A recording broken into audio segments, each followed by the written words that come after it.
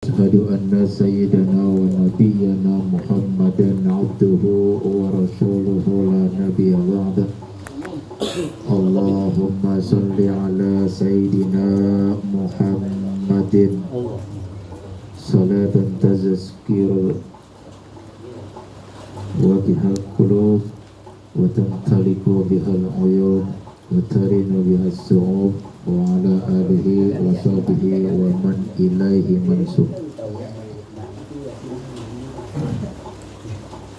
أما بعد فيا أيها الحاضرون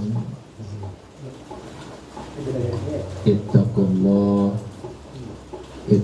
الله حق تقاته ولا تموتن إلا وأنتم مسلمون.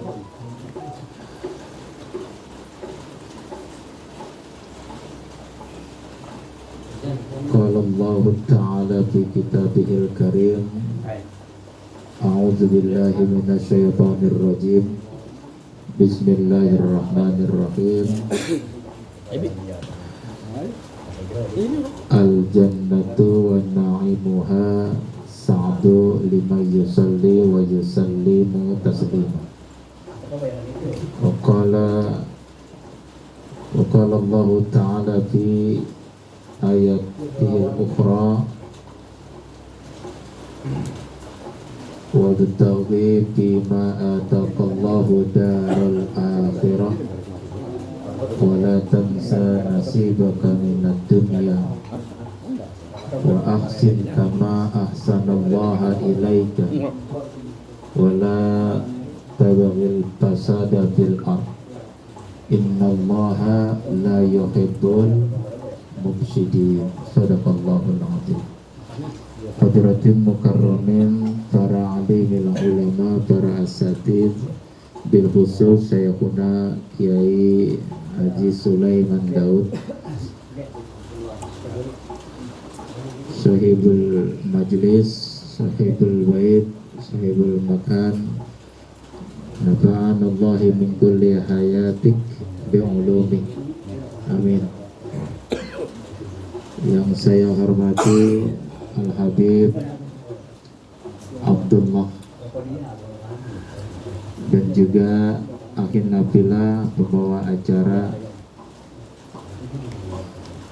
para hadirin jamaah Majelis Ta'lim Raudhatul Mardiyah, di mana di dalam majelis ini insya Allah banyak berkah yang kita dapat karena ada barokah ratibul hadam, ada barokah doa dari ruqyah yang isinya daripada ayat-ayat Al-Quran, dan juga barokah dari pembacaan Maulid Nabi kita Muhammad Sallallahu Alaihi Wasallam, yang semua itu insya Allah mengantarkan kepada kita jalan mudah hidup kebahagiaan dunia dan hidup kebahagiaan akhirat, yang kelak nanti insya Allah kita akan dikumpulkan bersama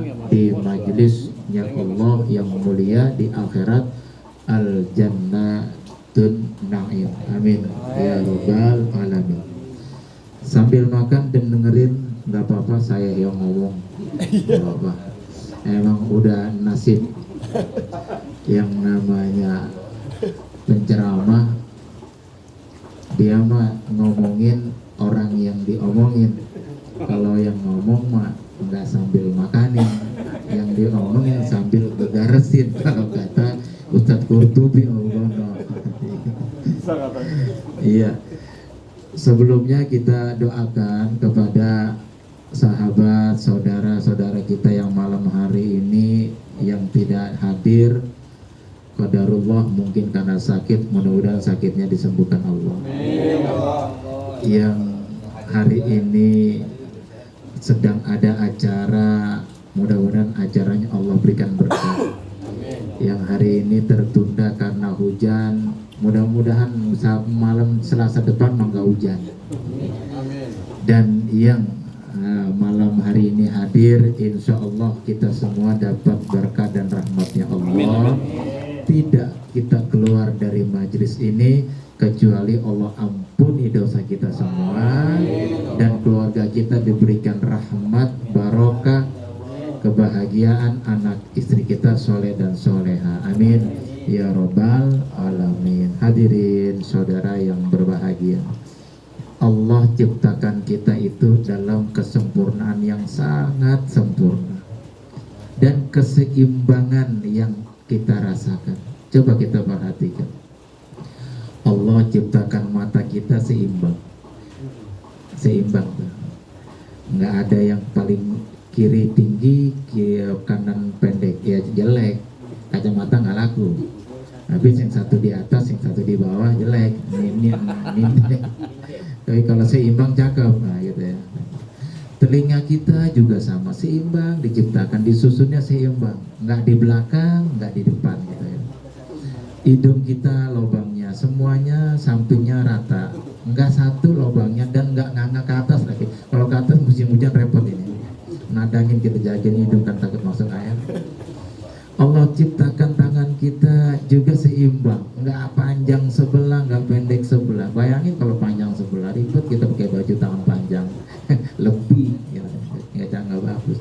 Kaki kita juga sama, diciptakan seimbang, tingginya sama, pendek sebelah ya repot. Jalan kita nandak menindak mulu, jingke mulu. Itulah kesempurnaan diciptakan oleh Allah kita sebagai manusia, maka kita dikatakan manusia yang ahsanul khaliqin, yang diciptakan yang terbaik dari Allah Subhanahu wa taala. Ini semua menjadi ibrah, menjadi pelajaran buat kita. Ada maksud dalam penciptaan itu, bahwa ketika kita hidup masih dan ada di dalam dunia harus seimbang. Jangan Allah ciptakan kita dalam bentuk yang paling sempurna dan baik, keseimbangan, tapi dalam dunianya nggak seimbang dalam kewajiban. Keseimbangan kewajiban dunia dengan apa? Dengan nanti tempat kehidupan kita di nah ini Pak Ngabak bengong nih, dengerin Pak kaget. Iya, ini asap kita ditambah banyak ini. Tadi asap medong ditambah rokok, langsung ngeblok. Diputerin sama apa? Mau kipas, dalam pedas mata kita ini. Mudah-mudahan asap membawa dosa ada sama. Mudah-mudahan asapnya bawa dosa. Gitu. Asapnya bawa dosa kita tuh. Gitu. Iya, walaupun persepeda sedikit gak apa-apa dah. Sebenarnya ketika kita taklim, ya, kita taklim nih, mendengarkan orang alim, antara ulama dan muta'alim, antara orang alim dan orang yang diajarkan, itu sesungguhnya orang yang diselamatkan dari Allah akan dunia yang penuh dengan laknatnya. Kan ada hadis Nabi itu yang mengatakan bahwa ala inna dunya mal'unatun, sesungguhnya dunia ini mal'un wa mal'una mabiha, dan celaka juga yang ada di dalamnya, ini kita manusia. Tapi yang menyelamatkan kecelakaan dunia dari laknatnya Allah cuma 3. Salah satunya ini kita nih, alhamdulillah kan, dari mulai kita datang Fatihah, kayaknya banyakan Fatihah kita baca. Dari mulai buka sampai nutup Fatihah semua dilengkapi dengan doa kita. Itu bagian daripada salah satu yang Allah akan selamatkan dalam hidup kita dari mal'un, dari laknatnya Allah dalam dunia ini. Ya, ini orang-orang yang berzikir kepada Allah Subhanahu wa ta'ala. Berzikir itu artinya mengingat Allah. Zuhur tiba, orang azan, ingat Allah, salat. Selamat dia dalam laknatnya dunia. Asar datang lagi waktu salat, azan dikumandangkan, datang lagi dia ke masjid atau dia melaksanakan di rumah. Selamat dia dari celakanya dunia. Begitu juga sambung ke maghrib, lalu ke isya, sampai ke subuh, semua jalan lakukan orang yang diselamatkan oleh Allah dalam kehidupan dunia dan kecelakaannya. Dan itulah yang menjadi bekal hidup untuk bagaimana kehidupan kita nanti yang kita harapkan kebahagiaan di negeri akhirat. Maka tadi saya katakan bahwa Allah ciptakan kita ahsanul khaliqin, dalam keseimbangan ada ibrah di diri kita bahwa hidup mengisi dunia dengan seimbang atas apa yang diperintahkan Allah untuk bekal nanti di akhirat yang kita kerjakan di dunia. Maksudnya gini, ini kita di dunia, pekerjaan dunia untuk kebutuhannya perlu kerja cari uang, butuh nggak? Untuk kehidupan dunia butuh kita. Tetapi kebutuhan itu kita seimbangkan untuk kebutuhan akhirat yang kita carinya di dunia. Artinya jangan ngejar dunia mulu, ke akhiratnya kagak. Kan gitu tuh. Kan banyak banget ya di antara kita, saudara-saudara kita gitu kan, yang dunia dia dijalankan kehidupannya, tetapi dia tidak berpikir kepada akhiratnya, sekalipun dia pikir dikit banget. Zuhur ujung, asar ujung, maghrib ujung, isya ujung, subuh ujung semua. Yang maghrib udah deketin isya, isya udah mau habis, subuh udah mau duha, zuhur mendekati asar, asar udah mau maghrib, ujung semua. Karena apa? Dunia.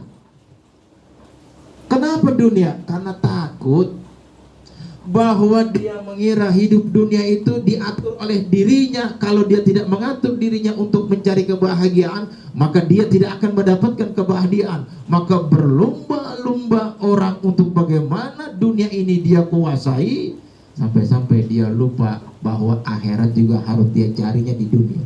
Emang kita hidup di akhirat nanti bagaimana akhirat? Enggak. Akhirat nanti bagaimana dunianya gitu. Kalau akhirat udah tinggal nikmatin, dan akhirat tinggal merasakan rasa nikmat atau rasa azab gitu. Kalau kita ingin merasakan akhirat nikmat dunia pelaksanaan kerjanya, begitu juga kalau di akhirat kita akan merasakan azabnya dunia menjadi penyebabnya.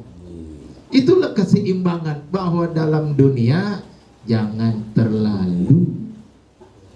Makanya Roma Irama sering tuh kan, terlalu nyari duit dari pagi sampai malam, lupa Tuhannya, terlalu. Sampai sholat ditinggal, ngaji nggak kepikiran, zikir boro-boro, terlalu. Masya Allah. Sampai-sampai kan Allah dalam Al-Quran tentang keseimbangan hidup nih. Dalam Al-Quran surat Al-Qasas ayat 77. Pernah baca? Al-Qasas ayat 77. Udah sampai situ? Belum? Belum kali ya. Baru Al-Fatihah kesono nih gitu ya. Ikro. Al-Fatihah kesono gitu ya. Dalam Al-Quran surat Al-Qasas bercerita ayat itu tentang keseimbangan hidup kita sebagai manusia, di mana Allah berfirman, Bismillahirrahmanirrahim. Yang tadi ayatnya saya baca tuh, masih ingat tadi? Wabtaghi bima atakallahu dar akhir, wala tansa nasibaka minad dunya. Nah, itu keseimbangan tuh. Kesononya itu sikap dan perilaku kita dalam hidup dunia dan juga hidup dunia dan mengisi untuk kehidupan akhirat di dunia. Lalu perilaku kita, wa ahsin kama ahsanallahu ilaika, dan juga jangan sampai ada perbuatan yang dibenci Allah oleh Allah kepada kita, wala tabghil fasada fil ard, sesungguhnya innallaha la yuhibbul mufsidin. Wabtagi, dan carilah, bima ataqallahu daral akhirah, apa yang telah Allah anugerahkan kepada kalian untuk akhiratnya. Untuk akhirat. Allah sebutkan apa dulu untuk kehidupan kita. Ini manusia disebutkan oleh Allah dalam dunia yang disebut cari apa dulu? Dunia dulu apa akhirat dulu? Akhirat dulu. Yang di Allah sebutkan kita hidup di dunia, Allah nggak sebutkan wabtagi bima ataqallahu darud dunia, enggak. Padahal kita hidupnya di dunia, tapi Allah sebutkan akhirat. Ini artinya jauh lebih penting kehidupan akhirat daripada dunia. Dunia berarti hanya sebatas waktu yang Allah tentukan dan ketentuannya sudah jelas. Yang namanya takut amat sih kalau ngomong mati takut banget. Emang bakal mati? Mati. Emang bakal mati? Bakal. Kapan? Ya, walau Allah. Bisa hari ini, bisa besok, bisa lusa, bisa minggu depan, bisa bulan, bisa ntar. Ya kita nggak tahu. Bisa saya belakangan Bapak duluan, bisa kita nggak tahu. Iya nggak apa-apa. Kita nggak tahu. Iya bahwa keseimbangan itu penting dalam hidup, bahwa kita banyak berpikir hidup bakal mati dan hidupnya kita ada amanah. Ada amanah gitu. Kita disuruh berpikir tentang akhirat dalam kehidupan dunia, dan perintahnya kita berpikir tentang akhirat di dalam kehidupan dunia. Makanya tadi saya katakan kita taklim ini kan taklim orang-orang yang sudah zikir iya, sholat iya, memikirkan akhirat iya. Tetapi bagaimana dengan anak kita, istri kita, saudara kita yang gak ngaji? Maka di taklim inilah yang menjadi dan kita dapatkan bekal yang kita sampaikan tuh. Makanya kalau orang ngaji disampaikan tentang sholat, mau udah sholat. Tapi buat siapa yang didengarkan nih? Buat siapa yang dia temukan dalam rumah, dalam keluarga? Entah itu kalau yang punya istri, entah istrinya yang sholatnya agak susah. Nah, dari dalam taklim hasilnya kita sampaikan kepada istri, buat anak kita sampaikan ke anak kita, buat saudara kita sampaikan kepada saudara kita, karena memang itu perintahnya. Kita orang-orang yang beriman, jangan sampai kita masuk sendirian ke dalam surga, temennya kagak enak. Nabi Adam sendiri aja kelangka pelongo. Nabi Adam sendiri di surga kelangka pelongo, emang kurang apa surga? Semuanya serba ada. Pelangka pelongo, Allah tahu dan paham betul, diciptakan Hawa. Enak kagak? Udah tempatnya enak, semua serba ada, perempuannya ada lagi, enak gak? Sama kita juga sini. Masuk surga jangan sendirian. Jangan sendirian, kita harus bersama keluarga, bersama sahabat-sahabat kita. Makanya beritanya gitu, ya ayyuhallazina amanaku anfusakum wa ahlikum. Selamatkan keluarga, selamatkan diri kita, keluarga kita dari api neraka. Itu artinya ajak keluarga kita, anak istri kita, saudara kita untuk masuk surga. Jangan sendirian, kagak enak sendirian juga. Nah kalau semuanya dari kita sendirian surga emang enak sendiri. Nah sendiri dong bengong. Ini Jakarta punya kita semua, Monas punya kita, Mall semua punya kita. Tapi kita doang di Jakarta sendiri gitu. Kagak ada orang lain kan? Lah kagak enak. Nggak enak sama sekali. Maka apa sih yang harus kita pikirkan di dalam dunia untuk akhirat kita? Bahwa hidup itu bawa amanat. Kata Nabi gini,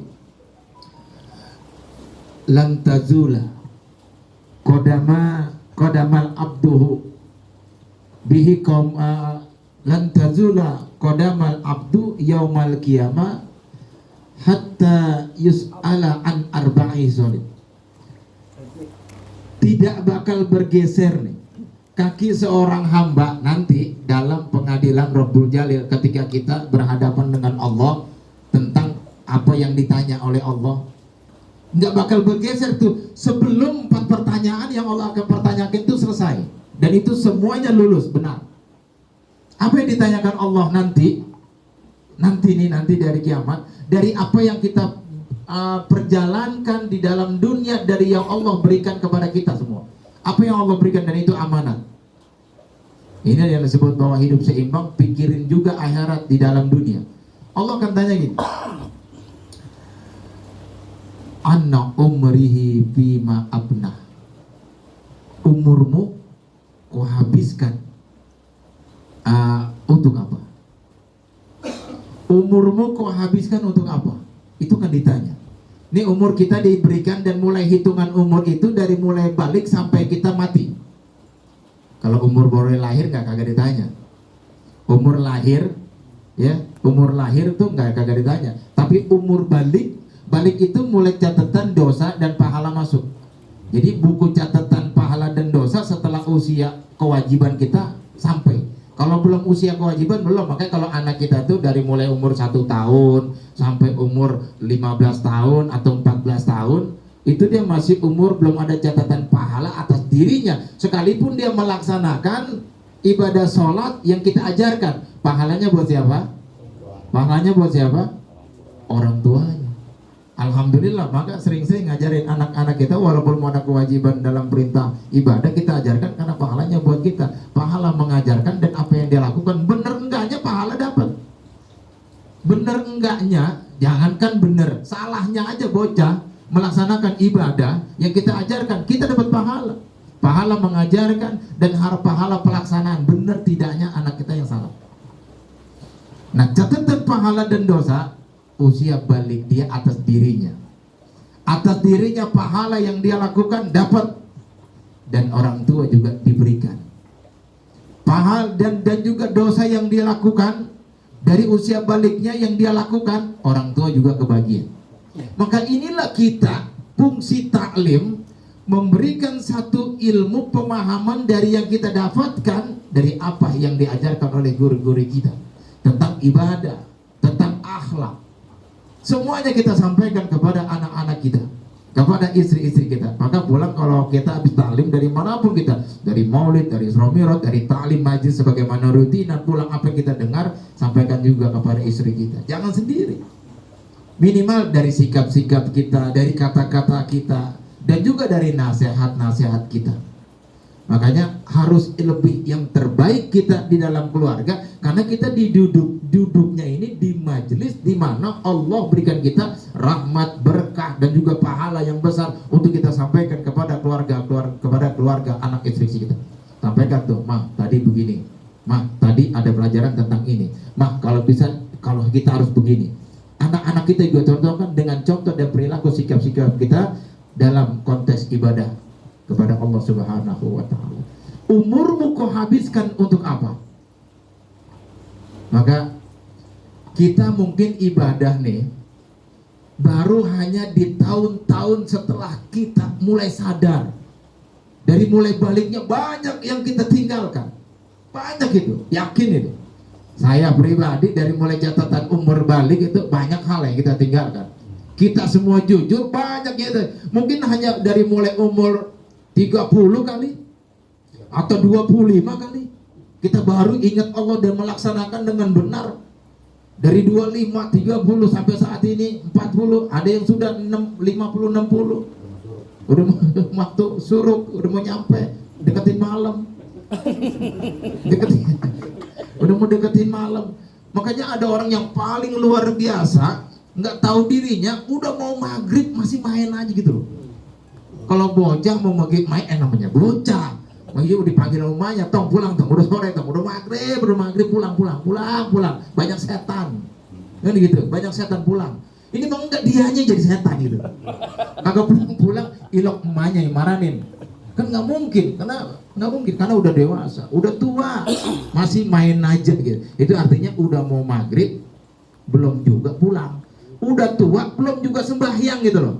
Udah tua belum juga ngaji, udah tua belum juga mau duduk di majelis taklim. Kapan? Maka nanti ditanya umurmu kok habiskan untuk apa aja? Ini kita nih alhamdulillah saat ini mungkin bisa mengurangi dan menghapus dosa-dosa kita yang lalu. Maka di majelis itu banyak istighfar kita baca, salawat kita baca. Kan gitu doa-doa kita semuanya berguguran ketika kita angkat tangan, dosa kita turun semua. Maka kalau lagi amin jangan, kalau lagi doa jangan asal aja. Doa kita juga jangan asal, ngaminnya juga jangan asal. Nah, kadang-kadang kita nggak tahu dah apa emang udah kebiasaan, apa emang nggak perlu doa, apa emang udah yakin banget doa diterima. Ya, tangan nih. Jadi nggak ada seriusnya gitu. Nggak ada serius. Nah, itu adab doa salah satunya kita serius meminta kepada Allah, kagak nyender aja tuh tangan gitu. Padahal berat banget itu. Berat mengangkat tangan. Makanya perjalanan paling jauh adalah perjalanan menuju masjid. Itu perjalanan paling jauh menuju masjid itu. Walaupun rumahnya depan masjid, pintu sama pintu berhadapan itu jauh itu. Banyak banget orang yang berhadapan dengan masjid, dekat dengan masjid antara cuma 10 sampai 5 sampai 10 meter ada, 10 sampai 20 meter juga ada. Tapi masih lebih dekat kemana? Mall. Oh, lebih dekat itu, dekatan mall. Mall. Terus mana lagi? Monas. Mana lagi? Puncak. Mana lagi? Karaoke. Pokoknya yang begitu-begitu tuh dekat banget. Dekat.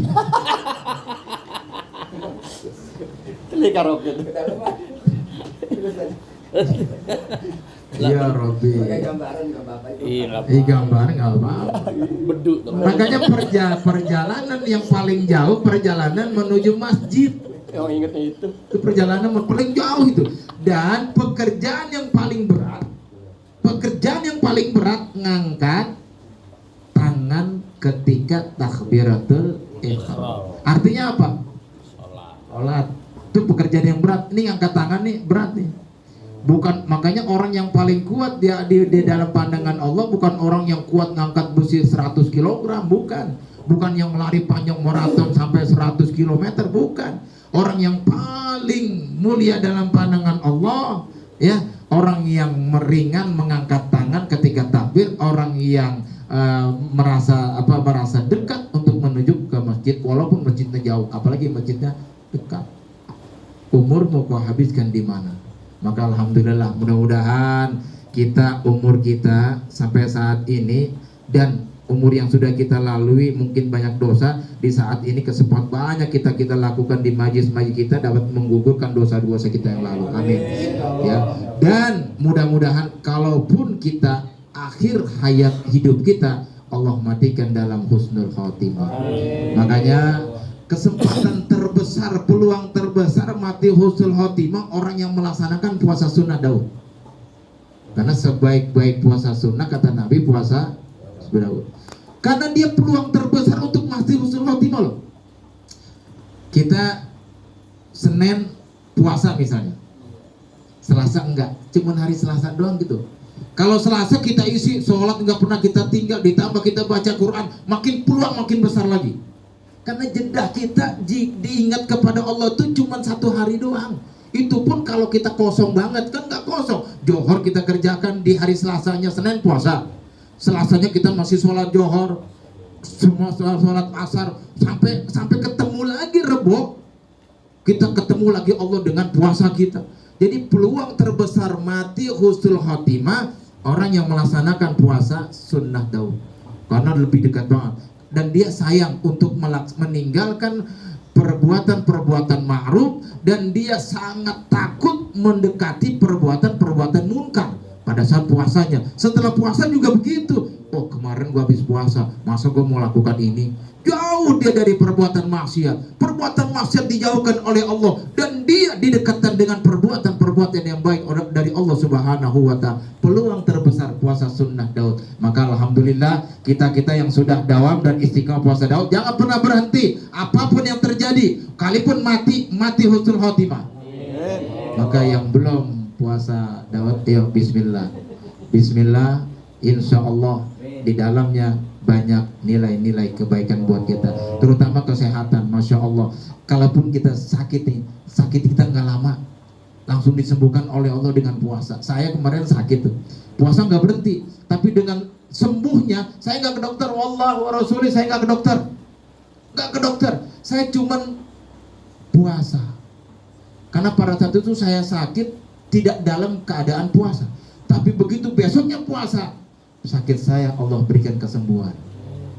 Luar biasa, Masya Allah.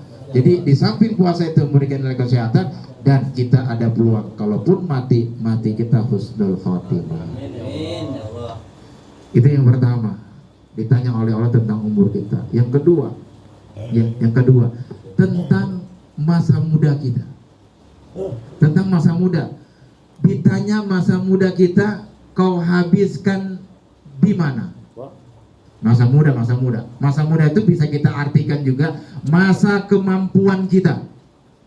Kalau dulu masa muda kita, mungkin kita banyak bertempat di tempat-tempat banyak yang menjauhkan diri kita kepada Allah. Banyak hal-hal yang meninggalkan ingat kita kepada Allah. Masa muda. Alhamdulillah sampai saat ini kita dipanjangkan umur. Di masa-masa tua kita lebih banyak mengingat Allah. Mudah-mudahan dapat menghapus di masa muda kita yang dulu dari perbuatan-perbuatan dosa kita. Lalu yang ketiga akan ditanya juga tentang ilmu dan pengetahuan kita. Tentang ilmu dan pengetahuan. Ilmu pengetahuan kita tentang apa yang kita tahu atas perintahnya Allah. Sholat kita tahu perintahnya Allah, iya kita laksanakan, selamat kita. Kalau perintahnya Allah kita tahu sholat tapi kita tidak laksanakan, itulah kecelakaan kita nanti pada saat kita ditanya oleh Allah Subhanahu wa Ta'ala. Dan yang keempat, dalam amanat kita ditanya tentang harta. Hartamu kau dapat dari mana dan kau belanjakan kemana.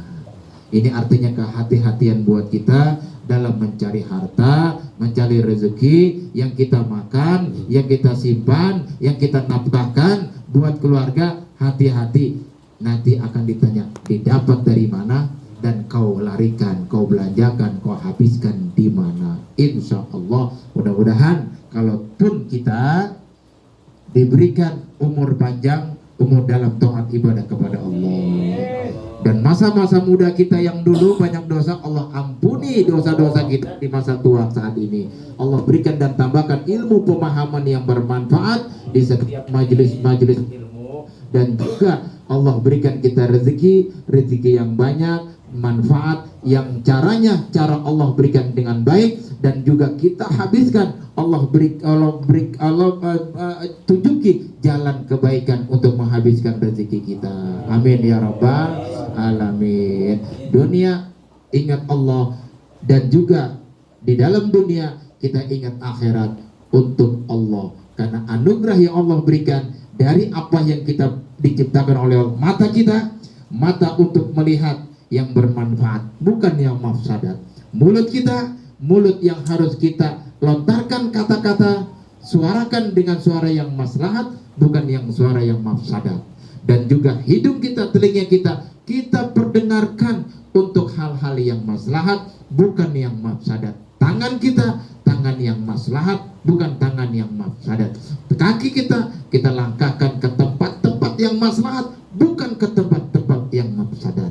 Karena Allah tidak suka dari perbuatan-perbuatan kita yang dapat merusak diri kita dan merusak orang lain dan juga lingkungan kita. Karena Allah tidak suka kepada perbuatan yang merusak. Mudah-mudahan walaupun singkat ada manfaatnya dari saya Al-Fakir At-Taibirullah, dan terima kasih atas segala perhatian. Mohon maaf atas segala kekurangan. Hadanallahu wa iyyakum ila siratikal mustaqim. Allahumma biqil aqwamit thariq. Wassalamualaikum warahmatullahi wabarakatuh. Al-Fatihah. A'udzu billahi minasyaitonir rajim. Bismillahirrahmanirrahim. Alhamdulillahirabbil alamin arrahmanir rahim maliki yaumiddin. Iyyaka na'budu wa iyyaka nasta'in ihdinas siratal mustaqim. Siratal ladzina an'amta 'alaihim ghairil maghdubi 'alaihim waladdallin. Amin. Ya arhamar rahimin irhamna ya arhamar rahimin irhamna ya arhamar rahimin irhamna. Allahumma bihaqqil Fatihah wa syiril Fatihah wa karomatil Fatihah wa bijahil Fatihah wa bimu'jizatil Fatihah wa bisyafatil Fatihah wa bibarakatil Fatihah. Ya farijal ham wa ya kashifal gham, ya man di abdihi wa yaghfir wa yarham, ya dafi'al bala ya Allah, ya dafi'al bala ya Rahman, ya dafi'al bala ya Rahim, ya alima ma fis sudur, akhrijna minadz zulumati ilan nur. Allahumma ij'al jam'ana haja jam'a marhuma wa jam'a maghfuran wa jam'a marjukan wa jam'a mahfujan wa tafarruqana min ba'di tafarruqa ma'suma wa la taj'al fina wa syaqiyan wa la matruda wa la mahruma. Da'wahum biha subhanakallahumma wa tahiyya tahiyyatuhu fiha salam wa akhiru da'wahum alhamdulillahi rabbil alamin.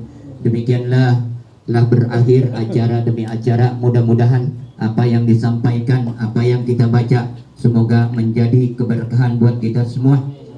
Baru saja kita mendengarkan maujul husanah yang disampaikan oleh ustaz kita, semoga bermanfaat buat kita sekalian.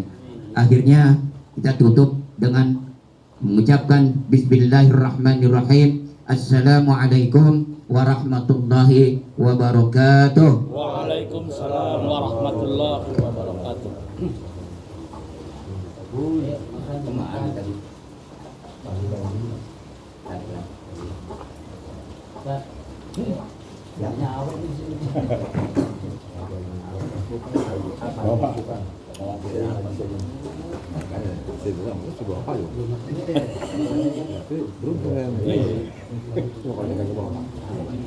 Kalau mau jadi karaoke enggak? Karaoke. Karaoke. Hati palpi katanya.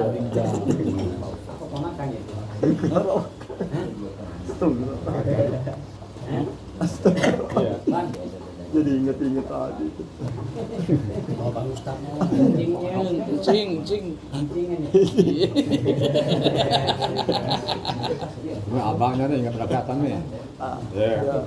Dia jadi Jawa Lakmur ya. Jawa Lakmur gak pulang-pulang ya. Wajib.